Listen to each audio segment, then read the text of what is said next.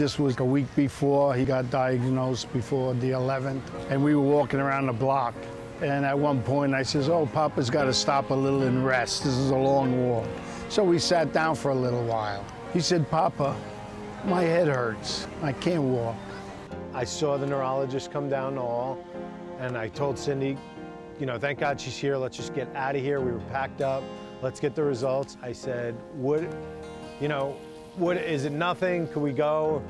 And she said, I need to talk to you. I looked at him and I said, is it good? And he goes, it's bad. This is the news. This is the truth. We have to tell our whole family. And it's a scary, scary, horrifying thing. Lou had called me and said, it's bad, Mom. And my heart stopped. Our life stopped. It was absolutely something we never expected, and wasn't really prepared for. Ty was just, it couldn't happen to Ty, but it did. Ty had a very rare tumor, which made things very, very difficult from the get-go. From the very time that his tumor was diagnosed, the prognosis was pretty poor, as most young children who are diagnosed with this type of rare tumor don't survive very long. And so we knew from the very beginning that we were up against a serious challenge. The difficult part about treating a child with a brain tumor when they're that young is that some of the modalities that we typically use in older kids or adults can be extremely toxic to the developing brain and spinal cord. And in retrospect, a lot of what we did to Ty to try and eradicate the tumor ended up hurting him as much as it did helping him with respect to tumor treatment.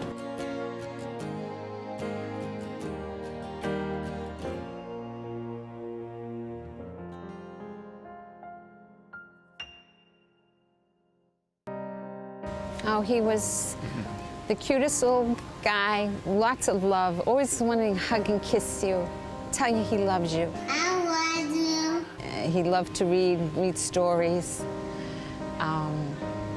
He used to wear cute little hats all the time.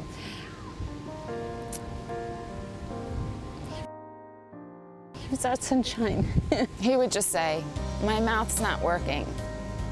Can, feed me my lollipop, or my hand feels funny. Can you do it for me? But he wasn't complaining. He just wanted to keep playing. He just wanted us to manipulate the toy or show him something. He didn't get worked up over it. He just figured out a way to accommodate.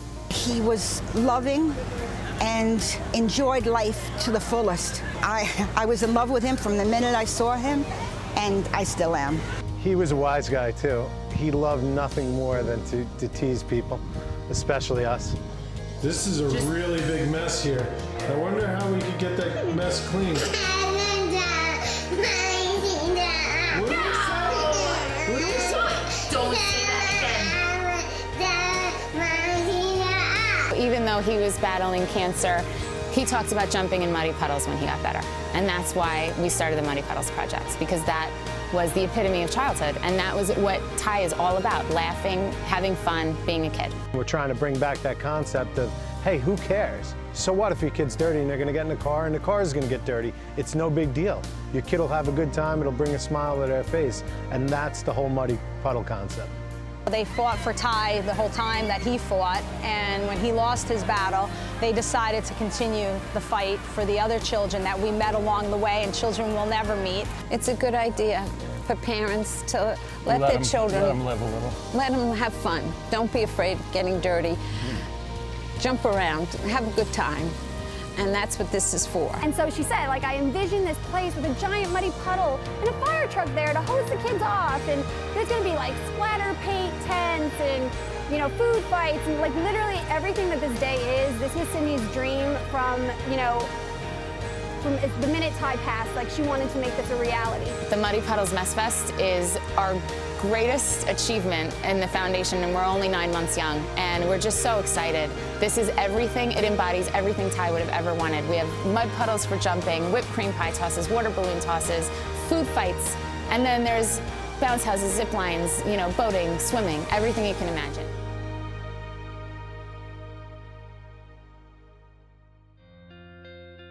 The goal of the Ty Louis Campbell Foundation is to fund research directly related to childhood cancer.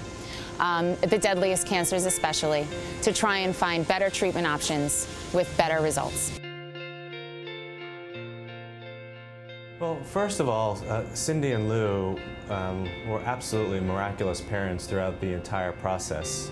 I think a lot of the physicians taking care of Ty felt the same way about them. They were just remarkably present, remarkably calm, and always had as the center of the universe how best to help Ty without making him suffer too much.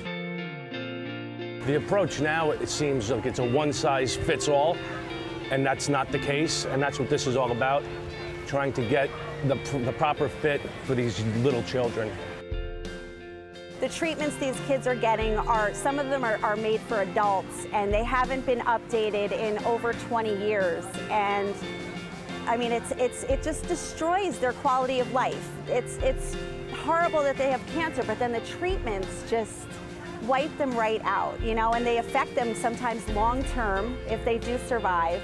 And our goal at the foundation is to make sure that there are less toxic, innovative treatments, you know, that are better and geared towards children. What their hopes through the Muddy Puddles Project is first to raise money for research, so there's other options, because the options that were given really weren't anything good. Our journey isn't over. Ty's story doesn't end.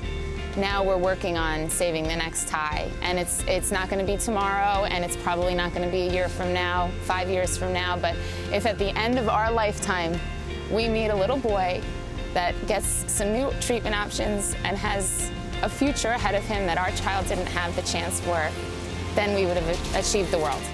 What are you going to do to the cancer?